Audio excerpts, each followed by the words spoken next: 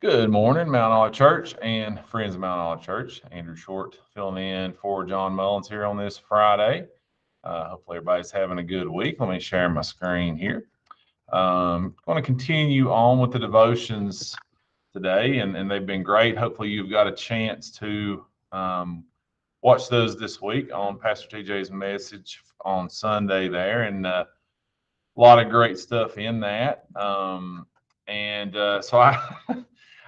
my thought, like almost initially there on Sunday, when he made the comment about the donkey that Jesus rode in on, was like, man, I've got to do a devotion on that, and it was good. And my favorite point, obviously, the reason I'm doing it on humility, and so more on that, more on the donkey part here towards the end. We'll talk a little bit more about the humility part here at the beginning. A quick funny story from this week that kind of has a little bit to do with humility and more. So just kind of a funny story. I've traded for a new truck, not quite as cool as the pastor's new truck. I won't talk about it, every devotion, just maybe every other. So there's some new kind of bells and whistles and different things about the truck. And irregardless of that, I am world renowned for losing my wallet. Don't believe me? Ask my wife. It's happened multiple times in my life. Once for a full calendar year, I lost it. It was at the pastor's house in a coat that I left there. That's another story for another day. But so I've lost my wallet. I kind of know I do, but I've done it so much that I kind of remain calm for a few days. I'm like, I'll run into it. Not a great attitude to have, but that's how I am. And so eventually it gets to the fourth or fifth day, and I'm getting panicky. So I've looked in my truck. I've looked in my truck multiple times. My wife said, "Are you sure it's not your truck?" I said, 100% sure. Said it two or three times. I said, 100% sure it's not my truck. 100% sure. Teach math, by the way.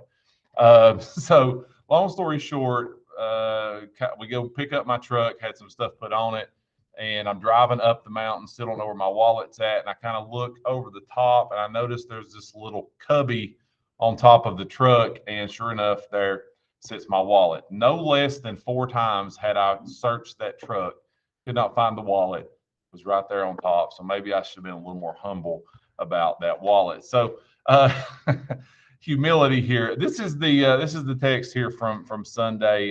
Genesis 41 is where we're at. Verse 15 and 16. And Pharaoh said to Joseph, I've dreamed a dream, and there is none that can interpret it. I've heard say of this, and thou canst understand a dream to interpret it. So Pharaoh saying, I know you can interpret dreams. So I've had one, can you help me? Verse 16, love this. Joseph answered Pharaoh, saying, it is not in me. It is not in me. God shall give Pharaoh an answer of peace. So Joseph very quickly deflects and says, no, it's not me. It's not me, it's God. So, the humility that kind of hit me squarely between the eyes on Sunday is not like a humility as far as thinking I'm awesome at stuff and, walking around and thinking I'm the best at whatever. It's more about my perspective on what the most important thing in my life is. It's not me. It's not me. No matter if I do something good or whatever, it's not me. That's God, right? And Joseph perfectly hits that nail on the head right here. What TJ said on Sunday, not thinking of less of myself. So I'm not, walking around with my head down and thinking what a terrible human I am, even though sometimes I have been, right? But it's not thinking less of myself. It's thinking of myself less. I love this point. It was in some book I've read through the years, like I've read a bunch of books, one of the 5 books I've read in my lifetime, probably. But there was this point of Jesus he doesn't just need to be in first place in the race, right? He's not like Jesus is not barely edging out Disney Plus in my life, but he should be he should be the only one on that track.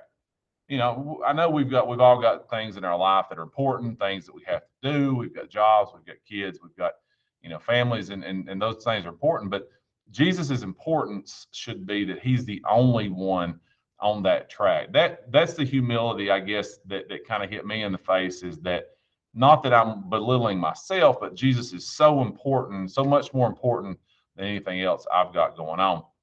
Heard this lyric in a song this week as I was driving down the road, and I'd heard the song a few times, but the lyric just kind of struck me.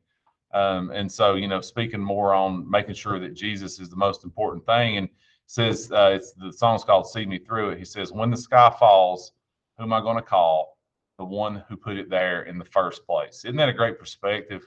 when things are going wrong, when things aren't great, and I want to try to do stuff on my own, right? I'm kind of one of those people. I think a lot of us are, that I want to try everything I possibly can to fix something before I actually take it to God. But when the sky falls, who am I going to call? The one who put it there in the first place. That's who I should be calling on more and more and more, right, in my life. So this verse kind of came to me. It's one of my favorites. John the Baptist here talking. I was talking to the Short sisters about this one the other day. John 3:30 says, "He must increase, but I must decrease." So at the end of his kind of John's walk on this earth, he's realizing that he's on the way out because Jesus has to increase, and that's certainly true in our lives too. So quickly here, lessons from the donkey. Love that. TJ made a comment there. Go back and watch it if you're not, about the donkey that rode Jesus into Jerusalem. I love that that thought of, the donkey wasn't, he wasn't fired up about how awesome he was, and he was under no impression that all these people with the palm branches were focused on him. He knew, right? It wasn't about the donkey, it was about Jesus. All the donkey was doing is carrying Jesus everywhere he needed to go. Don't I need to do that in my life? Isn't that the perfect picture of what we should be?